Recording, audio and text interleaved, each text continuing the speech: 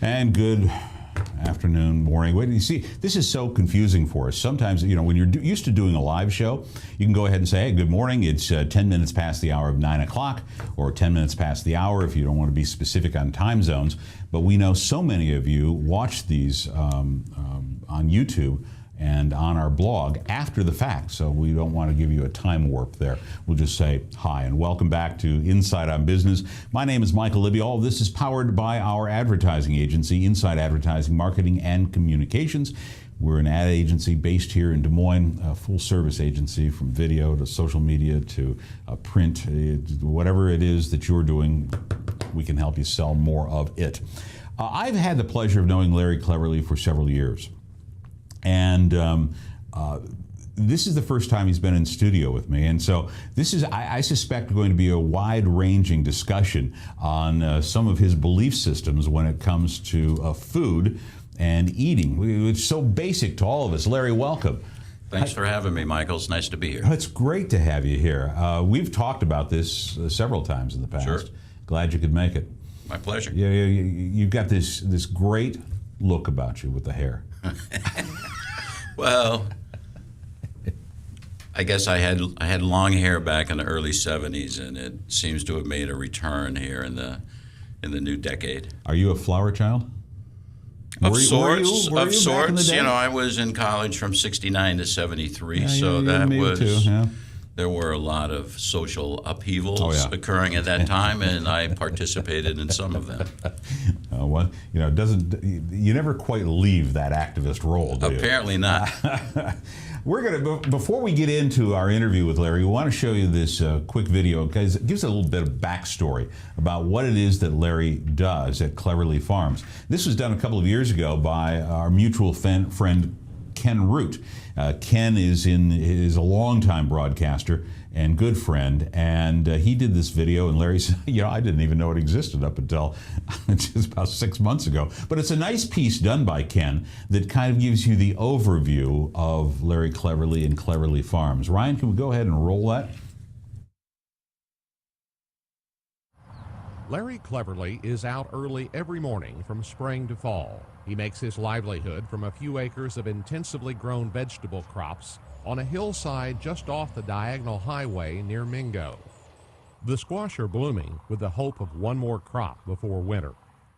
He grows heirloom varieties of tomatoes that vary in color from yellow to neon green to muted shades of red and purple. His forte is a wide assortment of lettuce and other greens. The seed comes from Italy, and he's found a niche with area restaurants who want to serve locally grown yet exotic salads. We get good shelf life out of our products from the restaurants. If we're selling 10 pounds of arugula to Centro, we're going to cut it that morning, we're going to deliver it that afternoon. They're going to go through it in a couple of days, and then we're going to bring them 10 more pounds. Larry's workers have gravitated to him from the restaurant business. First-generation immigrants from Guatemala who work early in the field and late in the kitchen. The greens are cut by hand, then transferred to the packing shed to be washed and dried. He has a salad spinner on steroids. The mixture of lettuce varieties is labeled and cooled to soon be delivered to restaurants who will use them for the evening meal. Larry Cleverly hasn't always been a vegetable grower. He had a career in marketing and lived in Chicago and New York City for many years. He came back to Iowa and learned how to grow a quality product for his customers.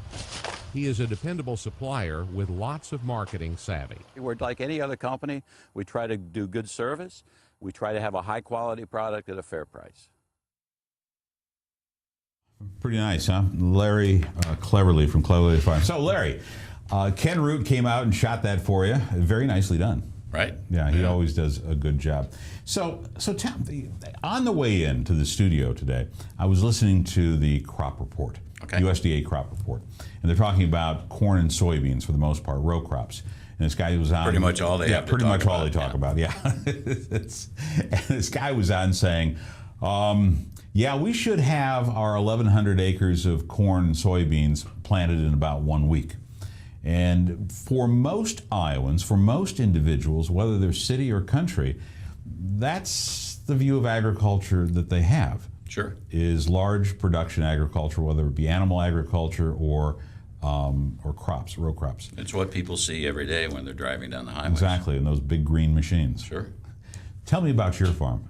Well, Is it first of all, is it 1,100 acres? no, the farm is about 230 acres. Right. And 8 acres of that we have vegetables.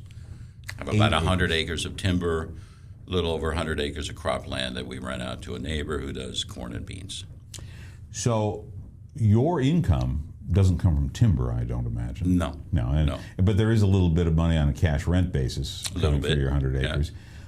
So you're making a living, for the most part, on 8 acres of land. That's true. How in the hell do you do that? Well, I mean, it's very intensive farming, totally different than the monocropping that we were just talking about. One of the most difficult things for me coming into this business 17 years ago was, I grew up on a farm just across the road from where my wife and I now live. And one of the most difficult things was learning that we didn't just plant in the springtime and harvest in the fall. We plant every week and pretty much harvest every day. And so the crops are dense, they're high value, relative to corn and beans per acre. So we're looking to gross $10,000 to $12,000 an acre off these crops. Which sounds like a lot of money until However, you've also got the work-related. It's a lot costs. of labor involved. Organic farming is very labor intensive, especially on a small scale like we do it. Now, have you always been a farmer, Larry? No, I've like I said, I grew up on a farm. So I spent the first 21 years of my life in Iowa. And when I got out of college in 1973, I could not wait to get out of Iowa. Des Moines at that time was a city that in 1973, held no interest to me at all. And I moved to Chicago, where I had some friends from college. There was, of course, a woman involved, as there usually is. Yeah. And I spent from 1973 till early 81 in Chicago. I got a job with Rockwell International with their graphic systems division in their finance department. And then in 1981, I was given the opportunity to move to New York City. I could have gone to LA or New York. I knew there was more business coming out of New York. I found New York more appealing. Oh, of course, yeah. Figured I would move there for 5 years. It was like a resume building experience.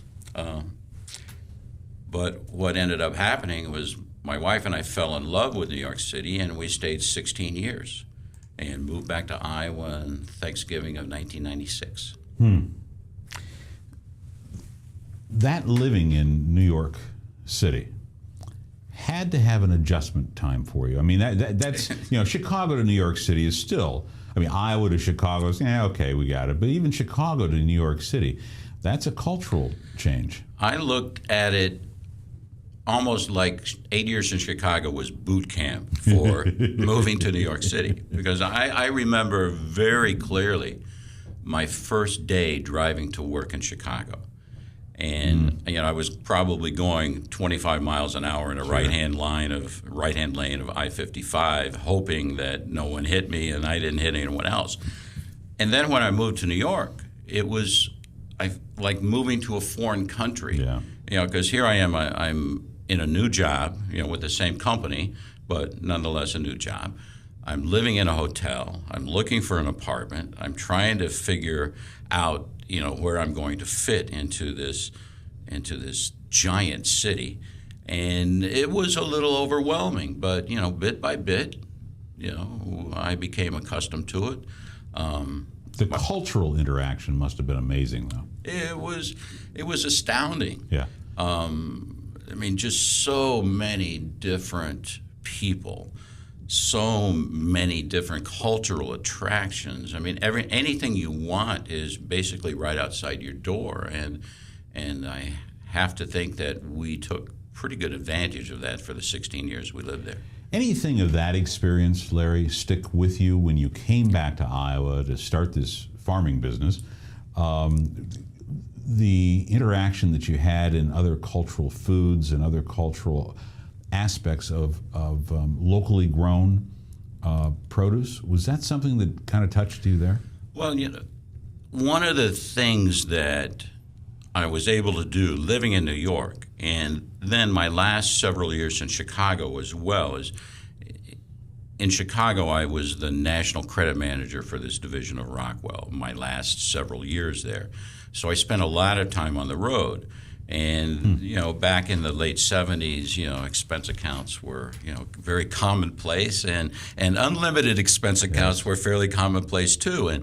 And so I got to take advantage of that by trying a lot of food that I had never seen before. And then in New York, the food choices are just overwhelming. Mm-hmm. And so we saw things and ate things that the average Iowan, just hadn't had an opportunity to taste. And so we brought those food values back to Iowa with us. And when we went to the first farmers market in 1997, and people saw arugula for the first time. They saw fingerling potatoes for the first time. They saw the French green beans, haricots verts, for the first time. Heirloom tomatoes. Just product after product after product. And a lot of people laughed at what we had to show them.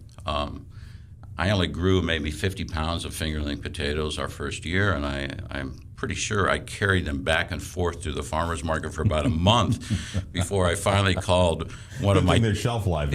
Finally called one of my 2 restaurant customers at that time and said, "Hey, would you be interested in some fingerling potatoes?" And he offered me more for them than I was trying to get for them at the farmer's market. And so we just built, on having good tasting food, even though it was unfamiliar to the majority of our potential customers. And that was in the early years, and look how things have changed with the downtown farmers market and a host of other things. When we come back with Larry Cleverly, what we're going to do is we're going to take a look at where does he sell this stuff at? In his mind, is it better to niche yourself in one area? And this has something to do with anybody that has to have a business. If you've got a business, do you just niche yourself in one area, or do you spread the thing out and diversify a little bit? He doesn't just grow garlic. We'll find out what other things that he does grow and how he markets and sells this. And this is all important to whatever business you're in. You know that it is. Larry Cleverly from Cleverly Farms when we come back.